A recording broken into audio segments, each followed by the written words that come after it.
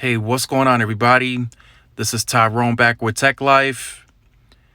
And at the end of 2019, I made a predictions video about Verizon.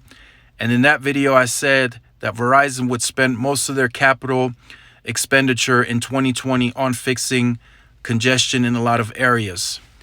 Well, that's now happening. In this morning's investors conference, they have pretty much said now that they are going to invest in that direction of fixing congestion and staying ahead of the data usage growth. So they had shown that they would still deploy technologies known as 256 QAM, 4x4 MIMO, and all the other LTE advanced technologies because Verizon has the largest networks. So they still have to catch up on some of the towers that they haven't touched. Verizon has a lot of towers out there that they haven't touched, and they're now doing so, and that's going to take, of course, an additional investment to rip and replace those sites to run the newest technologies for a speed up. And then they also announced an acceleration of densification in 2020 by 5 times.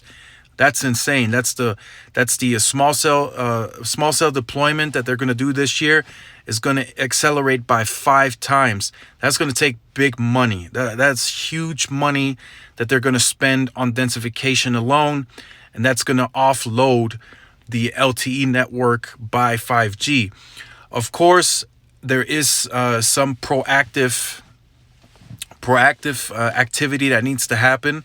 And that's, of course, getting the consumer into a 5G device. That's going to be an ongoing proactive activity for all carriers. There's going to be bigger deals and such because they want to offload you onto the 5G so they can offload the LTE network for those customers. And it's already been seen that it reduced the traffic from 36 to 30%. So the 5G is already helping, but it's a small fraction because not a lot of consumers have switched to 5G devices yet. So Verizon is going all in, kind of got no choice at this point. Their spectrum position is less than its competition, and now with this merger potentially going through finally, it's even worse. So they got no choice but to offset this with densification while they wait for more spectrum to become available.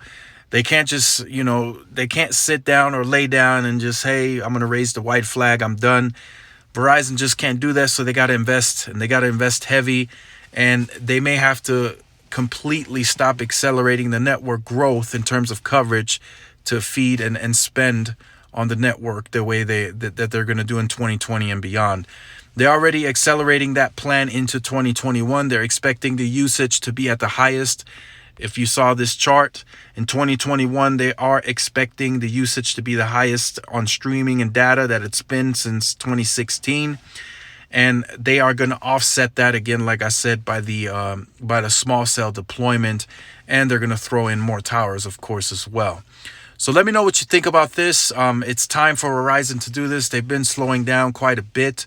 Nothing drastically to where you would potentially switch because of it. But I know just one area can make it a really bad experience if you're in that area for more than, let's say an hour or so. And let's say it's your work area and you need to stream or whatever, or make calls. It can be a bad experience if that carrier is slow in just that area. So let me know what you think about this in the comment section down below. Were you also expecting or predicting this as well? If you are new to the channel, make sure you like, share, subscribe. Also hit the notification bell so you are notified when I upload content. Also follow all of the Tech Life social media outlets for more updates. This is Tyrone with Tech Life, and I will see you guys in the next video. Peace.